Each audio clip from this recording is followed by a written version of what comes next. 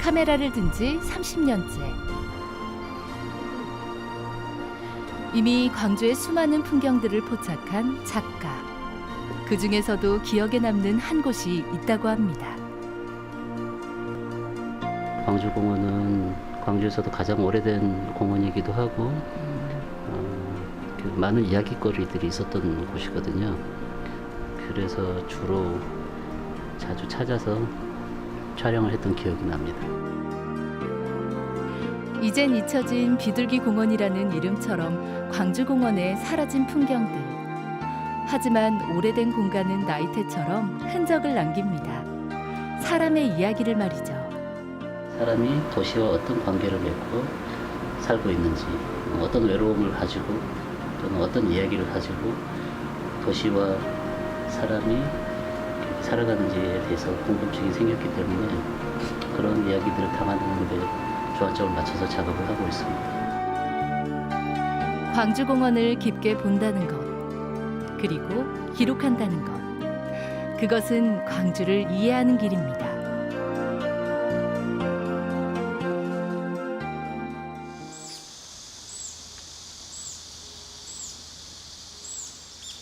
광주의 1호 공원인 광주공원을 가는 길은 역사를 밟는 길입니다. 100여 년 전 이 길은 일본 신사를 올라갔던 길이죠. 탑골공원이라는 유행어처럼 공원하면 어르신들의 쉼터, 오래된 장소, 낡았다는 이미지를 떠올리기 쉬운데 윤재경 작가가 포착했던 광주공원의 풍경은 어떨까요?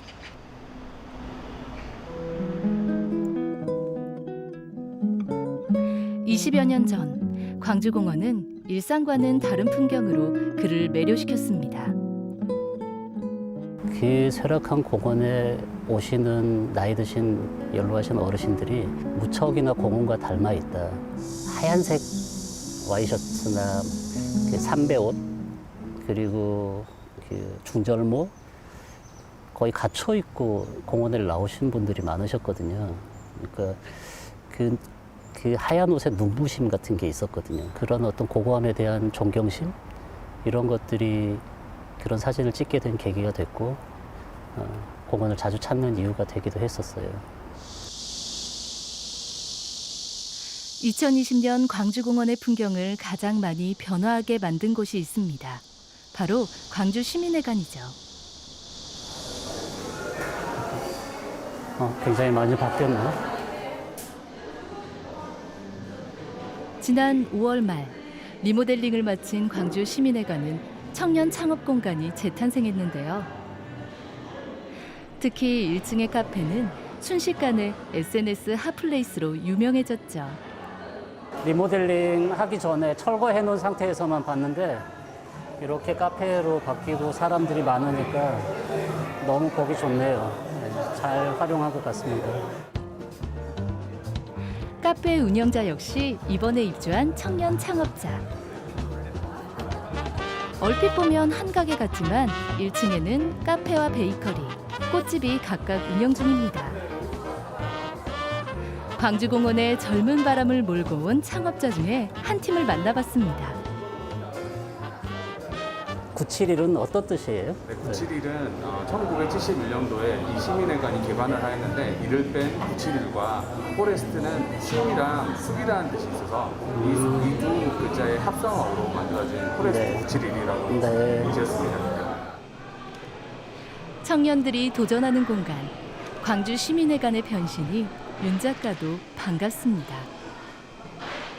5도, 6도 이 정도에 보관하셨다가 시원하게 드실수록 더 치즈의 깊은 풍미를 느끼실 수 있게. 디저트처럼 달달한 휴식과 분위기.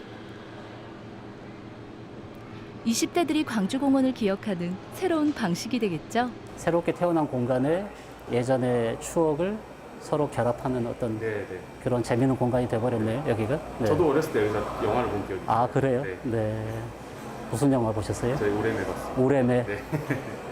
이 공간에서 세 번째로 결혼하셨던 분이셨더라고요. 네, 자기가 세 번째로 해서 결혼하셨는데 여기 오랜만에 왔는데 이렇게 카페랑 청년들이 함께하는 공간으로 바뀌어 있다고 해서 너무 놀랬다고. 네, 이 공간이 너무 많이 바뀌었는데 그때 이 공간을 그래도 한번 찾아보고 싶었는데 다시 오실 수 있어서 너무 감명 깊으셨다고 하셨어요. 네. 5, 60대에게는 예식장, 30, 40대에게는 극장. 요즘 청년들에게는 분위기 좋은 카페.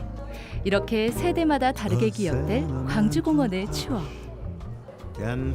서로의 빛깔은 다르더라도 그 시대마다 가장 반짝이는 곳이었다는 것은 분명합니다. 제가 광주공원을 사진을 찍으러 오면 대부분 노인분들 또 나이 들어가는 것, 사라져가는 풍경들 이런 것들이 주였는데 이렇게 이제 젊은이들이 많이 모이고 풍경이 바뀌면서 제가 앞으로 사진을 찍어야 되는 방향도 조금씩 바뀌지 않을까 그런 생각이 듭니다. 뭔가 오래된 공원과 젊음 이런 것들이 합쳐지면서 공간에 새로운 재미가 생기는 그리고 그것을 또 촬영하는 기쁨이 생길 것 같아요. 광주공원에 숨은 이야기가 있는 곳. 현재는 공연장 등으로 활용 중인 빛고울 시민문화관 별관으로 갑니다. 1981년 당시에는 전남 도체육회관이었죠. 안녕하세요. 예, 안녕하십니까. 네, 예. 반갑습니다. 저기서부터 쭉 왔는데요. 이게 붉은색 벽돌 건물이 굉장히 인상적입니다. 이 건물은 어떤 건물인지 궁금해서 선생님께 한번 여쭤보려고요. 김수근 건축가의 작품입니다. 광주에 하나 있는. 근데 광주 시민들은 거의 이 건물이 김수근 작품이라는 걸 거의 모르고 수군갈비가 더 많은 그러면 지금 현재 많이 여기 알려져 있죠. 우리나라의 대표적인 건축가인 김수근의 역작인 건물. 40여 년이 지난 지금까지도 그 힘이 대단하다고 합니다. 2,000평이 되는 대형 건물을 지어준 것도 파격적이었고 그때 이런 대형 유리를 생산하기도 어려울 때인데 그 유리를 생산해서 여기다 적용을 했다는 것. 기둥하고 저 뒤에 그 사이를 이렇게 공간을 이렇게 두기는 정말 한 치 땅도 아까운데 이렇게 여유를 갖게 했다는 김수근 건축가의 그 대단한 힘이라고 볼까 그렇게 생각을 합니다. 그런데 진짜 이야기는 이 건물 아래에 있습니다. 특별한 바위가 그대로 남아 있는데요. 초대형 건물을 지으면서도 거북이를 닮았다고 하는 광주공원 성거산의 지형을 그대로 살린 김수근 건축가. 이 바위가 바로 거북바위인데요. 거북이의 머리 부분이라고 합니다. 옛 구동체육관을 거북이의 여의주 모양으로 만들었을 정도로 광주공원은 거북이와 인연이 깊은데요. 이 건물이 그 정서와 자연지형을 지켜내고 있습니다. 세계적인 유명한 건축가들은 그 당시 그 지형을 그대로 살려서 높으면 높은 대로 낮으면 낮은 대로 그 지형을 살려서 다 설계를 합니다. 어떤 작가 의지가 아주 남아있기 때문에 건축주 의견을 이제 이긴 거죠. 건축주가 어떻게 해주라는 것을 이기고 했다는 거. 이거를 관광 자원화를 시켜야 한다는 생각을 해요. 광주에. 광주공원의 옛 모습을 남겨놓은 노력. 참 고맙습니다.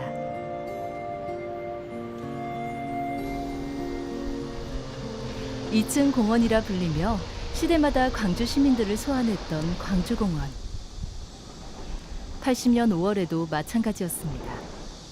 이웃을 위해 모여든 시민군을 편성 배치했던 곳이 바로 광주공원 광장이었죠. 네, 안녕하세요. 아, 네, 안녕하세요, 선생님. 예, 반갑습니다. 고용기 선생님이시죠? 예, 예. 네, 반갑습니다. 예. 보시고 많은 것을 생각하십니까? 네, 네. 보시면 구용기 씨 역시 80년 5월에 이 광주공원에 있었습니다. 사실은 제가 그때 고등학생이었어요. 총을 한번 만져본 적도 없고 구경도 해본 적이 없고 그랬는데 거기에서 실탄을 주면서 광주공원 이 광장에 오면은 여기에서 간단한 총기 교육을 할 것이다. 그래서 여기 와서 간단한 총기 교육, 뭐 실탄 장전하는 거라든가 이런 것들을 하고 너나 할 것 없이 하나가 됐던 5월 광주. 광주공원 광장에서 만나 서로의 소식을 듣고 격려하며 공동체를 지키자고 마음먹었습니다. 이 호남정신과 광주정신이 축약된 장소가 광주공원이라고 생각을 합니다. 뭐 을미의병이라든가 정미의병이라든가 이런 그 의병활동, 구한말 의병활동에서부터 시작해서 3.1운동, 광주 학생 독립운동, 그리고 4.19, 5.18 이런 과정들을 전부 다 이 광주공원에서 진행이 됐던 부분들이죠. 치욕과 아픔의 역사를 어떻게 기억해야 할까요? 그 물음에 광주공원이 답합니다. 여기에 이제 3명의 애국 충신 열사들의 그 선정비가 있고요. 여기 보시면은 총장 김덕령, 또 여기에 또 정충신, 또 저쪽에 보면은 고종우 선생이라든가 임진왜란 당시에 왜군과 싸웠던 분들의 이름들이 싹 들어가 있죠. 광주공원 동쪽 언덕의 사적비군. 곳곳에 흩어져 있던 공덕비나 선정비를 1965년에 이곳으로 옮겨둔 것인데요. 그런데 특별히 눈에 띄는 비석이 있습니다. 이른바 누운 비석, 친일 인사들의 사적비들이죠. 친일 매국노들이죠. 윤웅열, 이근호, 홍란우. 이 사람들은 의양도시라는 광주에 이런 매국노의 비석이 있다는 건 부끄러워서 없애서도 안 되잖아요. 그래서 눕혀놓은 겁니다. 1.4.5적의 가장 중심에 있었던 사람이 이근호의 동생 이근택입니다. 그런데 이 형제들 5은 정말 일제에 앞장을 서요. 그래서 당시 사람들이 이 5 형제를 부를 때 옥이라 그랬습니다. 예, 귀신이라 그래가지고 옥이라고. 애국과 매국의 사적비들이 뒤섞여 있다. 작년에서야 겨우 분리되었습니다. 비는 쓰러지면서 역사는 바로 서는 그런 시간을 저희가 이제 앞으로 계속 나아가고 있는 것 같습니다. 좋은 시도라고 생각이 되고요. 역사의식을 일깨우는 광주공원의 특별한 산책. 70년대 광주 반독재 투쟁의 베이스 캠프 신광 성결교회 예터도 그런 곳입니다. 당시 반독재 투쟁의 버팀목이 된 유현창 목사. 아버지의 신념은 아들에게 이어졌습니다. 5월 27일 마지막까지 도청을 지킨 유동훈 열사가 바로 유현창 목사의 큰아들입니다. 누군가 병든 역사를 위해 십자가를 짊어서 비로소 생명은 참답게 부활한다. 이 글이 5월 25일 날 집에 와서 마지막 일기장에다 유언같이 이렇게 정리했던 내용입니다. 자기의 죽음을 예견한 듯한 비장한 결의, 이렇게 역사 앞에 떳떳하고 당당하신 분들은 항상 이렇게 떨림 없고 결의에 찬 모습들이 일맥상통한 것 같습니다. 이런 분들을 희생 속에서 우리가 이렇게 왔는데 잊고 사는 거죠, 사람들. 5월 광주를 지킨 청년 유동훈 열사. 그를 광주공원은 고맙게도 기억하고 있었습니다. 사람들 눈에 거의 띄지도 않고 저기 입구에서 봤을 때는 여기에 이런 추모비가 숨어 있을 거라고는 상상도 못할 위치에 자리 잡고 있어서 굉장히 안타깝네요. 꽃이 피고 지듯 역사를 따라 피고 진 인간 군상. 더 이상 치욕의 역사를 되풀이하지 않기 위해, 그리고 자랑스러운 역사를 잊지 않기 위해 광주공원을 깊게 담습니다. 광주공원에는 정말 많은 역사의 이야기들이 숨어 있구나라는 생각을 하게 됩니다. 저희가 흔적을 발견하지 못하면 어떤 이야기도 없구나라고 생각을 하는데 그 비어있는 흔적 안에서 그동안 몰랐던 어떤 숨어있던 이야기들을 알게 되고 그러면서 광주공원에 조금 더 애착을 갖게 되고 더 가까이 가는 시간이 아니었나 그런 생각이 드네요.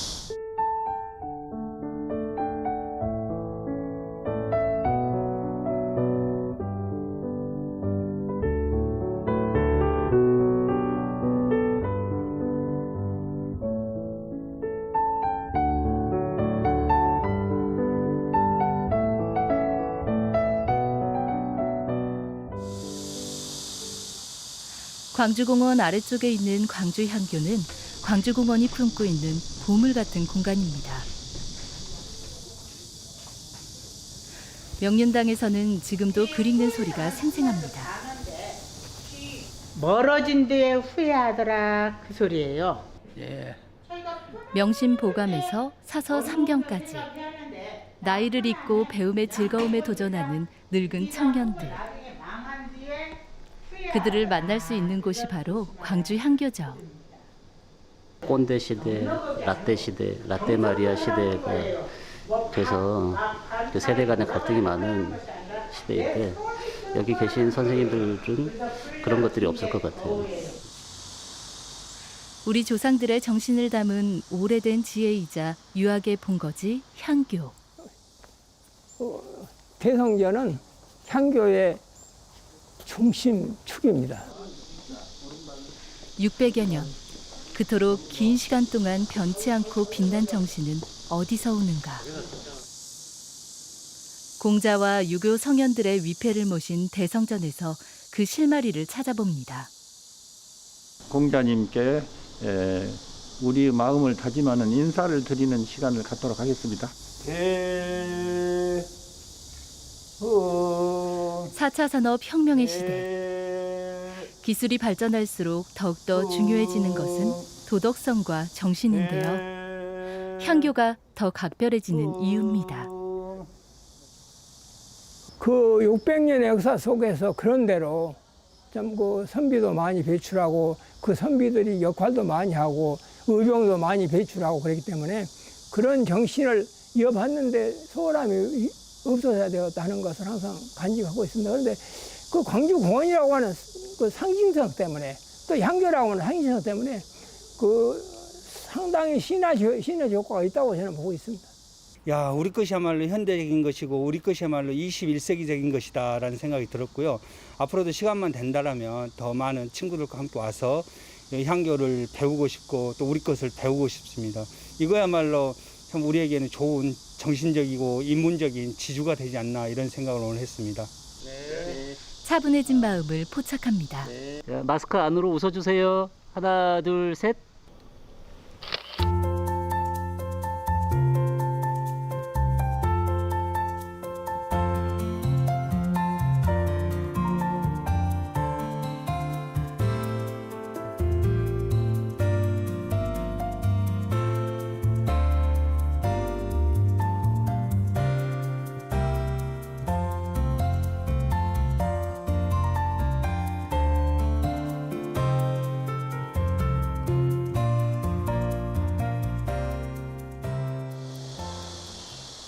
광주공원의 특별한 산책, 마지막 행선지는 광주의 미래가 꿈틀대고 있는 곳. 제가 오전에 향교를 방문했는데요. 향교 방문 후에 빛골 아트 스페이스에 오면 이곳의 컨텐츠를 무료로 볼 수 있다고 그래서 지금 한번 보러 왔습니다. 6년 전 국내 유일의 유네스코 미디어 아트 창의 도시로 선정된 광주. 홀로그램 극장은 광주의 다양한 미디어 아트 플랫폼 중 한 곳입니다. K-팝에서부터 지역 콘텐츠를 담은 애니메이션이나 공연물까지 다양한 콘텐츠를 보다 실감나게 관람할 수 있는 곳인데요. 오랜 역사를 가진 광주공원이 차세대의 예술의 베이스 캠프가 되고 있는 셈이죠.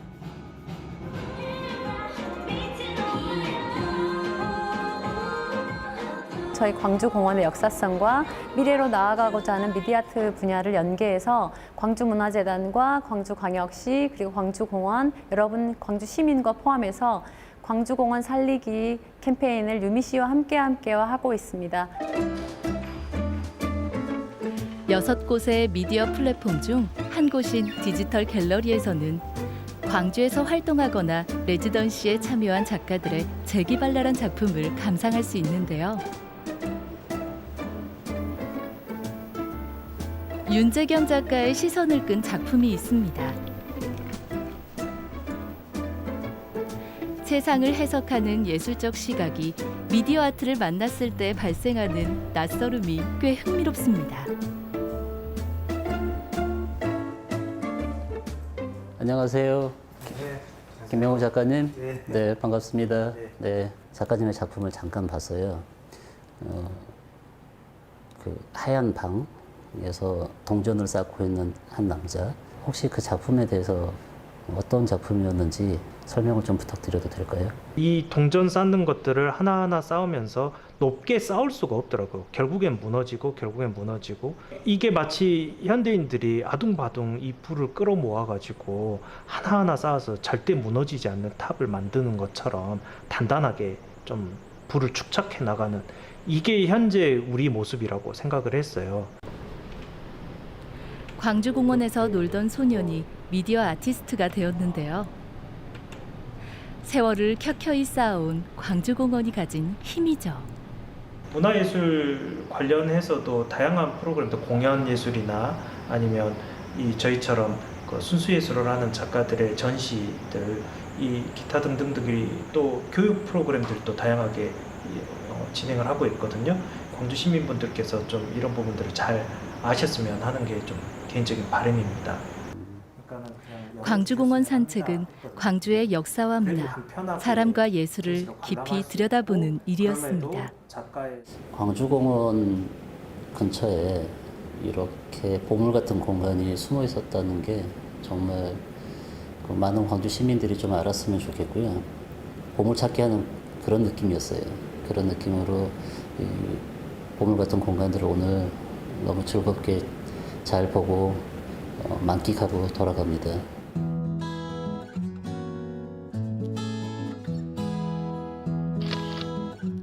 전설 같은 거북이 이야기의 실체를 만났고, 우리 안에 머문 오래된 미래도 보았습니다. 이 도시가 이토록 찬란한 것은 광주공원이 이렇게 수많은 이들의 기억을 품고 있기 때문입니다.